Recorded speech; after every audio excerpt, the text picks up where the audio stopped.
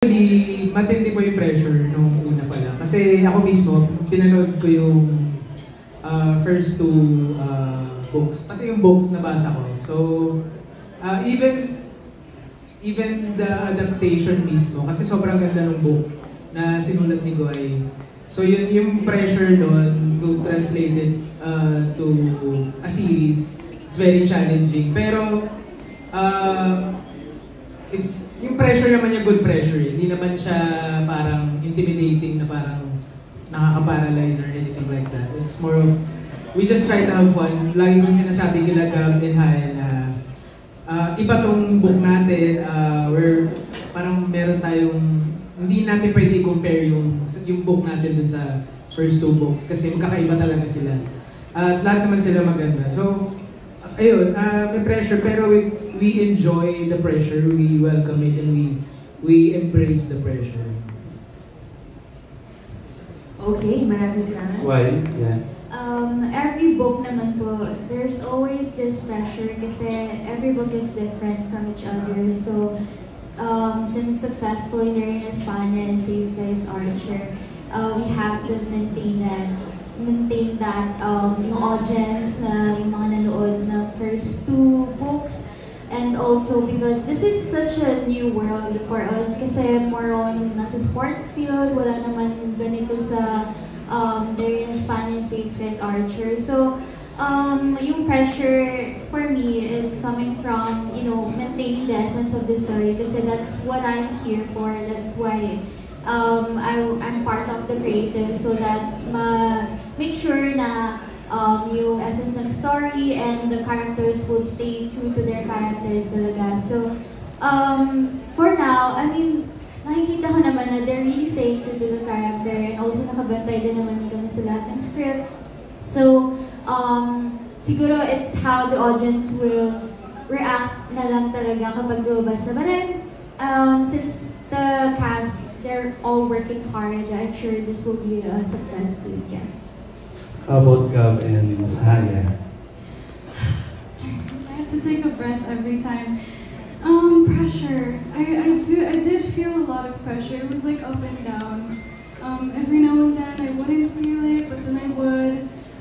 I do know that a lot of the pressure comes from because I know that we hold a lot of responsibility to pay respect to the stories and to a lot of different aspects of the story. And even like with the cheerleading, like I talk about this a lot, but really wanted to pay respect to that. Then sometimes it would make me anxious, but then at the same time I'm grateful for it because it shows that we care. And we care about making this project good and the show good. So, yes.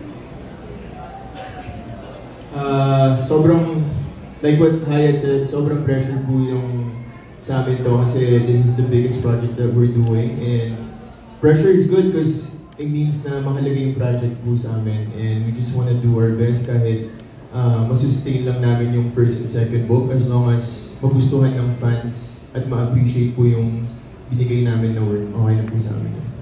Thank you and congratulations everyone. Okay, maraming salamat po. Next up, pakinggan natin ang mga katanungan ni Erwin Ogawa from Anong Ganap. Congrats guys sa new series. Kay Direk.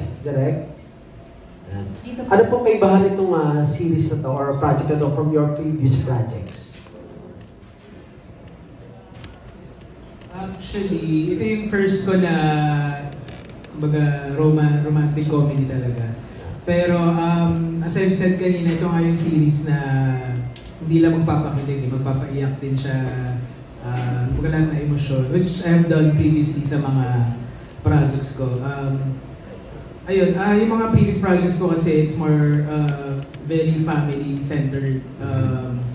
Pero with this kasi, andun yung love angle, andun yung romance, pero matindi yung core nung book na to kasi naka-angkla siya sa family nung dalawang main character. So, so madali siya for me.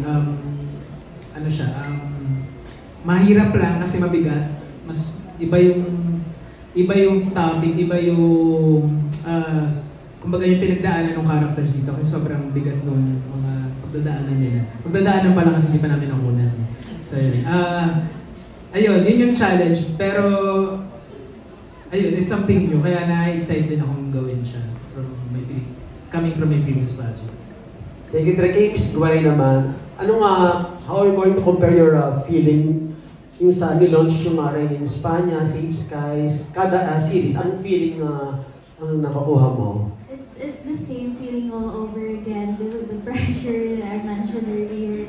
And also excitement, syempre. Kasi I will have to work again with the new mga bida, and we will have to create their character again. So for me, very, very exciting. Kasi I'm always excited to see kung paano magka-translate yung book into something na mapapanood mo on screen. So I'm really excited to see. Kapag pinapanood ko sila, I would be so happy na parang, ganito pala kapag inact na siya, ganito pala yung feeling. So I'm really, really excited. Pero the pressure comes with it din. Kasi, we will have different reactions from this. But, as long as we are all working hard, we know that we are working hard for this, I'm sure this will all be worth it. And bakit daw Chasing in the Wild? Pwede ba mag-mention ng universe? Okay. Kasi po, it was originally yung Yellow and Green School. So, Tigers and Archer. So, Chasing Archer and Wild Tiger. So, Gets na. Okay. Thank you. Good luck sa new series. Thank you po. Thank you. Thank you very much. Moving on po, from Abante Liling, we have Ray Pumaloy. Hi, good afternoon everyone. Hi, Bea. Tapos yung question ko for Wilbert and Gab, it's nice to see you cross already from sexy to wholesome. Ibig sabihin nito ay, wait lang ha. Ibig bang sabihin nito ay hindi na kayo mabibiba Max? For now naman po, me and the management talked about this na we should focus on university series. Pero of course, we're not closing the door to do movies like that. Pero as of now, we want to focus on being Sally and him for being Arvin. Walang sexy dito, no? Dahil husa. Yes. Wholesome naman po. Okay. Wilbert.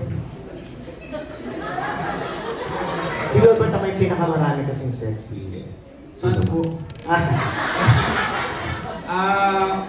Actually, siya matagal na po ito.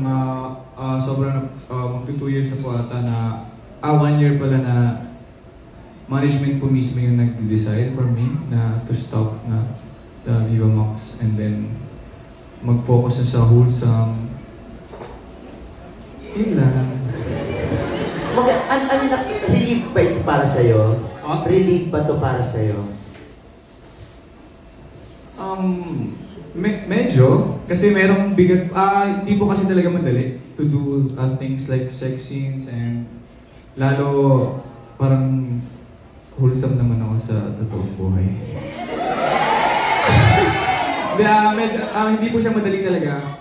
Nakakapagod po siya sa katawan, sa utak. So, di na po siya sa mga wholesome na po na project. So, medyo mas magaan na po siguro in terms sa work na ginagawa. Ayun. Thank you. Papungas naman tips kay Gab kasi parang laki ng braso mo, Gab, dyan. Too good to be true. Pwede mo pakita in person kung talagang braso niya.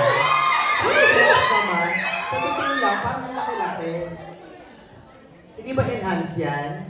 Kakatapos ko po lang po mag-gym doon actually. Okay. So hindi yan. Take it off. Take it off. Pakita mo, Gab, para sa fans. Sige, Sa ano na lang po, sa movie na lang, para sa show na lang po, para may abangan na mag-visit.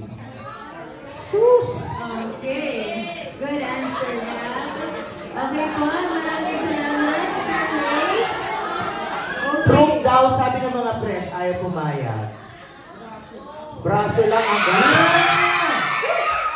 Pakiplex. Malaki nga. Okay, thank you. Okay. Thank you so much. Okay, moving on tayo. Okay. Balot na balot nga ako ngayon. Marco, ikaw naman daw, sabi ng mga fans. Pang fans lang. Wala ako sa kondisyon. Okay, thank you so much, Marco. Moving on po tayo kay Nurse Almo from GMA Entertainment. Also, gentle reminder lang po, Viva One po sana ang focus ng questions. Thank you so much. Maraming salamat. Hello, good afternoon. This is for Miss Dwight. Can I get your reaction doon sa mga love teams, kahit yung mga nauna na? Anong masasabi mo doon sa, nag-translate nga ba yung nasa imagination mo while writing? Nag-translate nga ba yung imagination mo while writing the books doon sa mga love teams? Sa mga past po, or yung pati yung ngayon? Yes, actually, I was very happy with how the Rain and Spanish Saints Guys Archer turned out. So I'm really looking forward pa for Chasing the Wild. But I was there during the look test. So, pinili talaga namin itong si Haya at si Gab kasi I really see them as Zavi and Elise. From how they, like, the basketball, si Gab in real life, and then si Haya, the way she talks, really parang in character. So, I can really see them as their characters, especially kahit naman in the first place, kahit hindi mo masyadong ma-feel yan kapag look test, kapag nakita mo na talaga yung result, yung episode, you will feel, especially yung for the first book, yung breakup scene ni Talent sa Luna, yun talaga yung feel na feel ko. And then for the second book, di ka parang, bakit laging breakup scene? Kapag breakup scene sa kapo, nakikita talaga na sobrang in character nila. So I'm really, really excited for their 5th anniversary. So siguro, dun ko masasabi talaga na, they really, really fit the role, and they bagay na bagay talaga sa kanila yung ginagawa.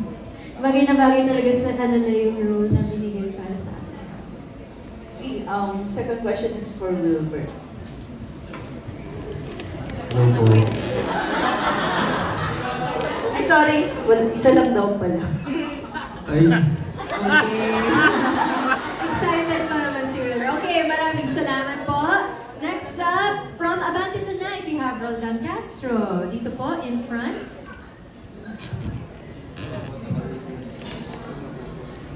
Kay Anjo na lang. Anjo, kumusta ka trabaho mga bagets? Naninibago ko kasi parang back to the past kasi mga kasama ko ng mga bagets. Although I'm having fun, hindi ko lang masakyan ngayon yung mga trips nila. Like music, like yung pananalita nila, like yung gimmick nila. Although I'm having fun, especially dun sa role ko kasi ako yung bodyguard ni Elise. Pero marespeto naman ng mga to. Sobrang may respeto sila sa akin. Wag lang kayong magmamano. Kiss lang ng kiss. Okay, thank you. Okay, maraming salamat po. So that's batch 1. Batch 2 consists of Romel Gonzalez.